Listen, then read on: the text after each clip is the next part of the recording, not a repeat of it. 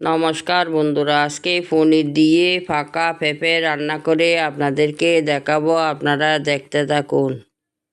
আমি একটা পেঁপে নিয়েছি, পেঁপেগুলো কেটে ভালো করে ধুয়ে নিয়েছি।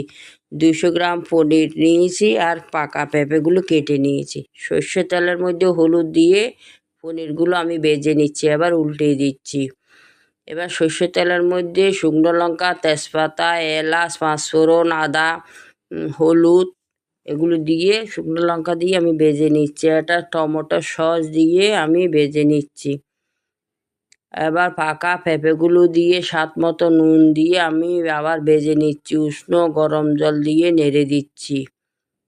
এবার ভাজা পনিরগুলো আমি দিয়ে দিচ্ছি। এবার হলুদ পাতা, স্বাদ মতো চিনি, গরম মশলা ঘি দিয়ে আমি নামিয়ে দিচ্ছি। এভাবে আপনারা একবার করে খাবেন, ভালো লাগবে। জয় গুরু।